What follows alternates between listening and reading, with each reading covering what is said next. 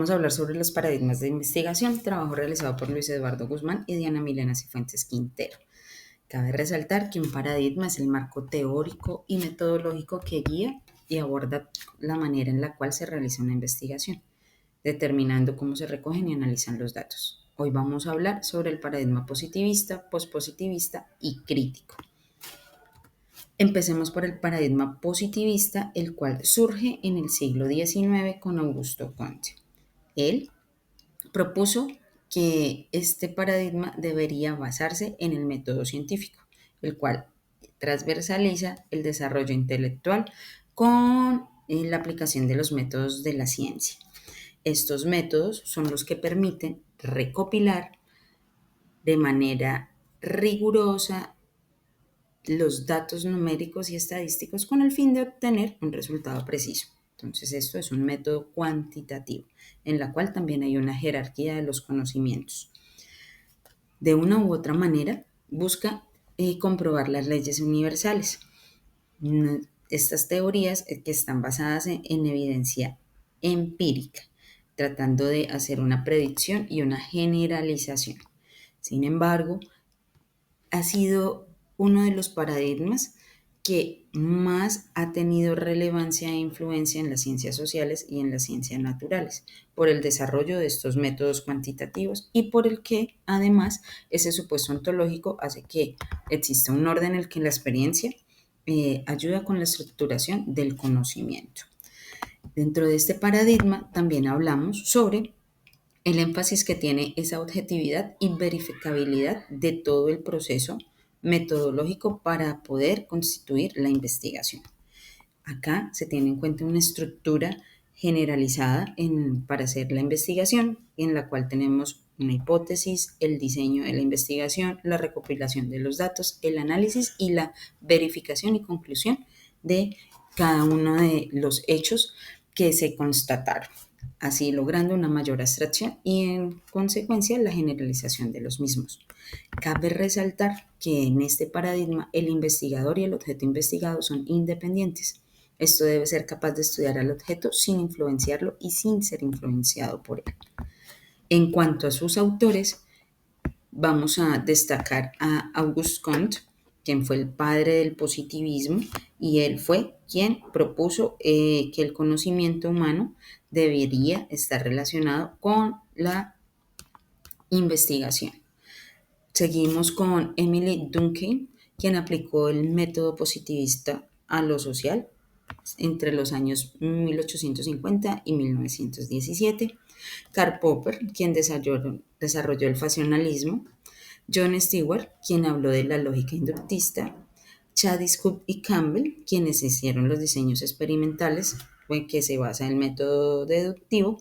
Y Breiman, quien contribuyó con los métodos de investigación social. Ahora bien, vamos con el método pospositivista, quien nos habla que la ciencia se inicia con conceptos no derivados de la experiencia.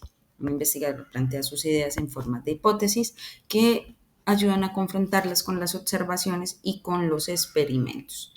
En este paradigma se utilizan métodos mixtos, donde se combinan los métodos cualitativos y cuantitativos. También tenemos la triangulación, que es la utilización de múltiples métodos para validar los resultados. Aquí hablamos de que tenemos en cuenta el realismo crítico y además de que es dualista y objetivista. No puede sustentar que la objetividad sea un ideal y las tradiciones críticas se convierten en legitimidad. En el pospositivismo hablamos de una teorización contextual, donde hay una comprensión profunda y matizada de los fenómenos.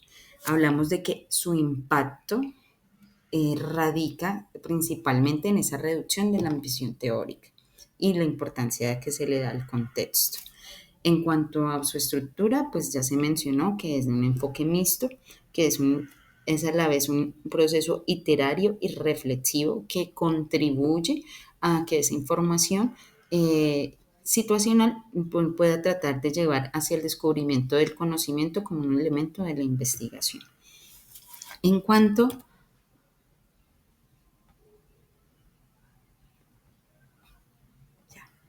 autores del pospositivismo tenemos a Karl Popper, quien propuso el falsacionismo.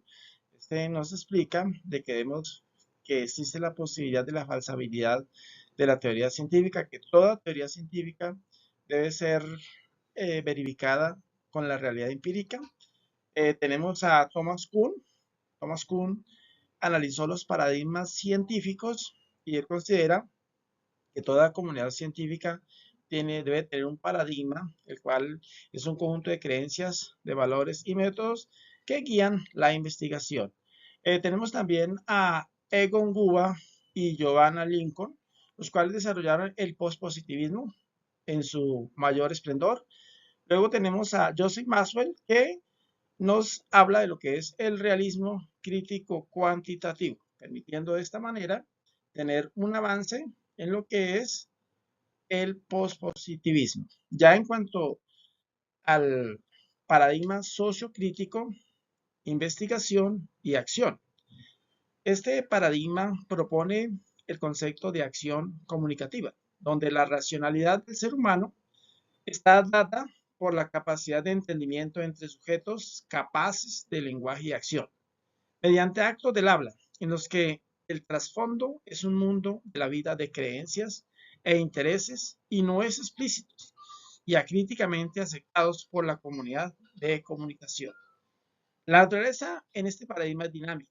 El conocimiento crece y se transforma dialécticamente. Su finalidad es identificar el potencial de cambio, transformar estructuras sociales, políticas económicas, entre otras. En este paradigma, el investigador es facilitador, es decir, entiende a priori las necesidades de cambio, los valores que influyen en la investigación. La práctica es teoría en acción. El criterio de calidad es consensuado entre los actores de la investigación. En cuanto al método de este paradigma sociocrítico, tenemos lo que es el método investigación-acción, donde el investigador se compenetra con el objeto investigado, la etnografía, tenemos la teorización crítica y de transformación, tenemos el impacto crítico dialéctico, la estructura, investigación-acción, análisis crítico del discurso y su historia o su inicio se da en el siglo XX y está actualmente en apogeo en el siglo XXI. En su inicio surge como una reacción al positivismo. El paradigma sociocrítico tiene como exponentes a Jürgen Haber, quien habla de la teoría de la acción comunicativa.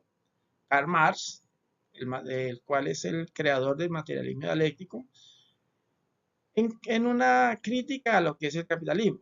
Teodoro Adorno, quien hace una crítica cultural a la educación y busca la educación para la autonomía.